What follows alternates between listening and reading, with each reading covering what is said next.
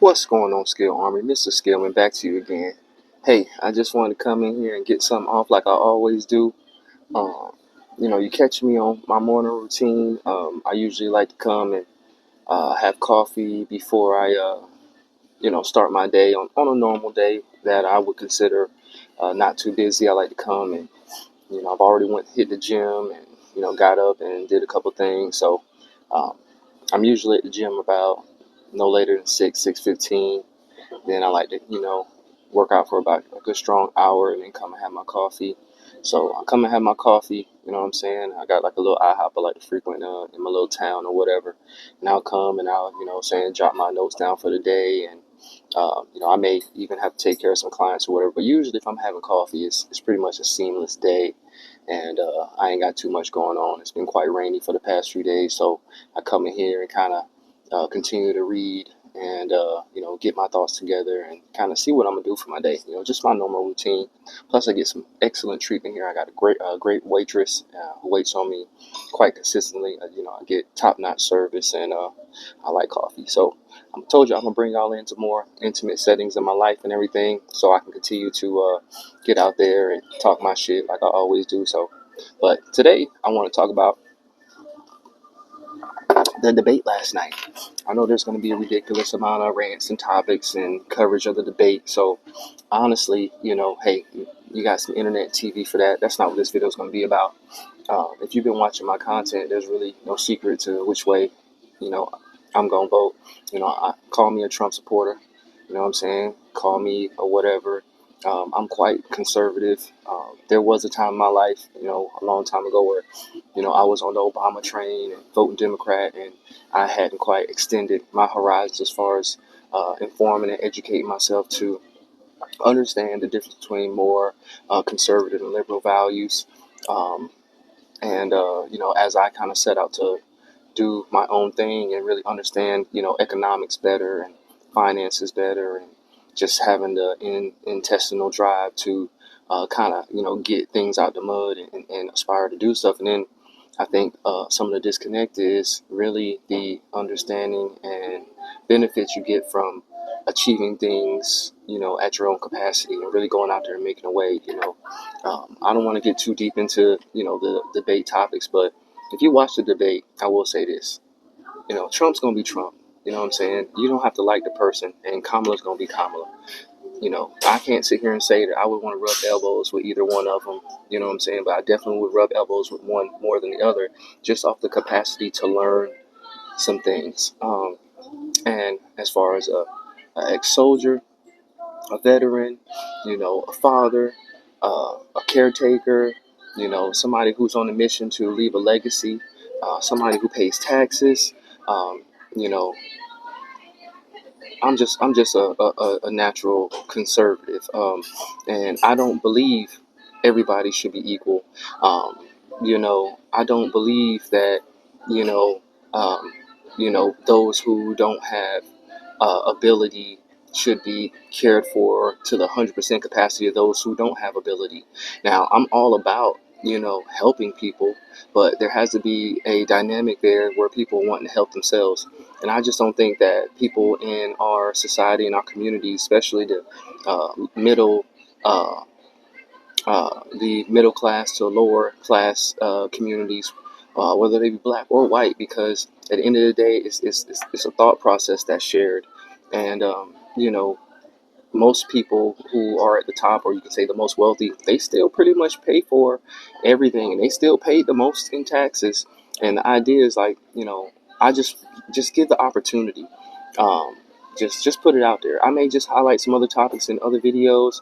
They like to stretch out when Trump made a comment about the dogs, and they're stretching out the comments about when the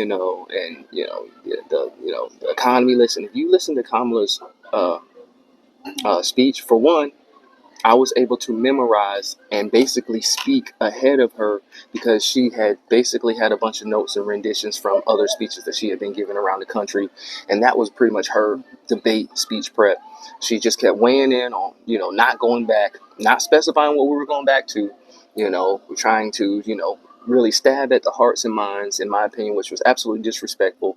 I almost felt like Trump was giving away hashtags to government secrets. This man is very well informed, very well educated. Outside of where you like him or you like Kamala, imagine someone going in doing a job and then not doing that job and then getting a chance to go back and do it again.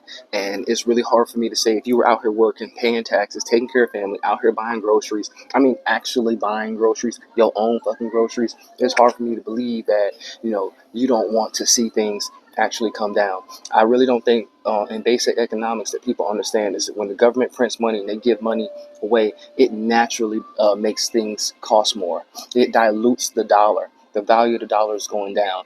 As a soldier, the exit from Afghanistan, I've been to Bagram many times, you know what I'm saying? And that display of Exodus was absolutely embarrassing. And, I'm pretty sure it was a gut wrenching, freaking humiliating factor to a lot of veterans who especially experienced and actually set foot on that same turf. So, um, you know, outside of our fucking feelings, we need more in the capacity so we can do more.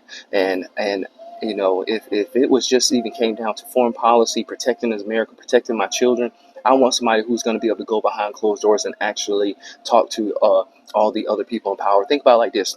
The United States keeps switching hands so many times. You know what I mean?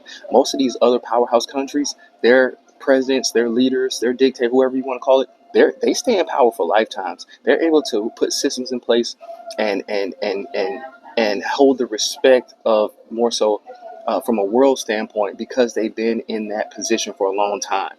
Um, and we need somebody who is going to be more authoritative in handling business. And by doing that, we will be able to take care of ourselves. So I'm not going to get too deep into it. I don't want to keep you guys on this and be very short, but your boy over here, we already know where we going over here, baby. So at the end of the day, get out your motherfucking feelings. Think about your own personal economy.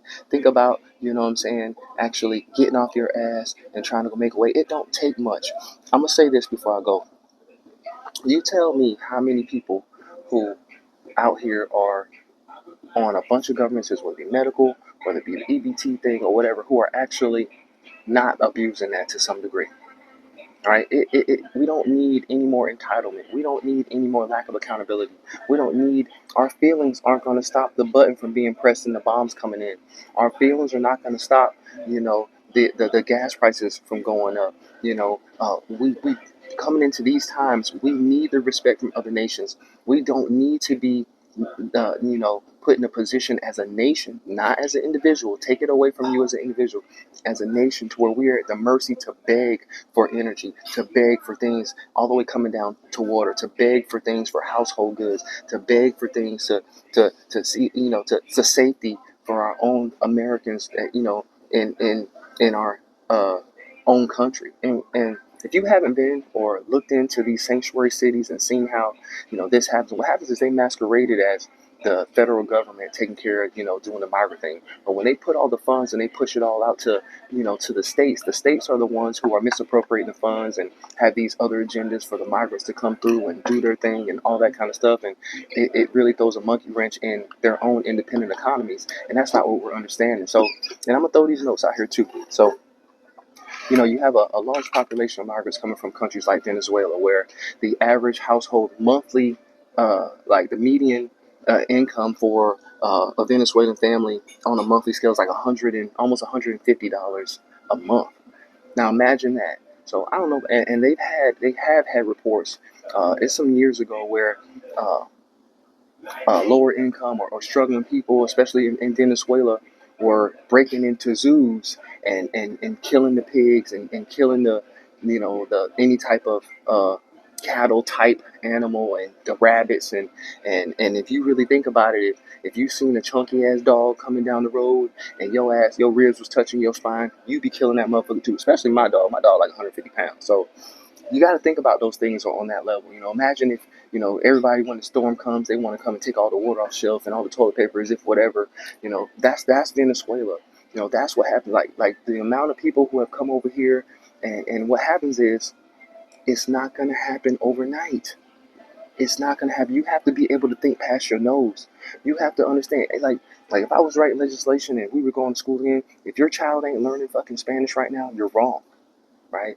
If you're not trying to get away from needing assistance for everything, even down to the break it down to the lowest. I understand people get sick.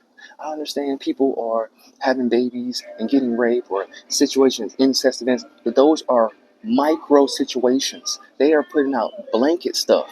And once again, just like in the closing arguments of the debate, how come those things haven't been taking place now? How come we can't? Why? How come the people who are in office can't do it now? Look into some of these, not just policies, but look into the cause and effect of what happens. I mean, if you're not following as a veteran, I'm pretty sure there's plenty of vets out there. If you're a veteran, you see this.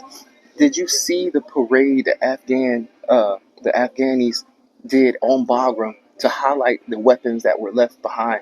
Like, I don't think people understand what it is. Meanwhile, we have American citizens who don't want to work. They want to limit their work week. They're in this posh ass environment.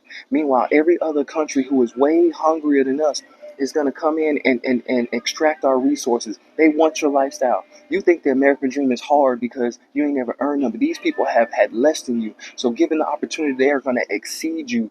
And when they exceed you, they're not going to just know English. They're going to know English. They're going to know Spanish. They're going to have job skills. They're going to be given support that you pay for.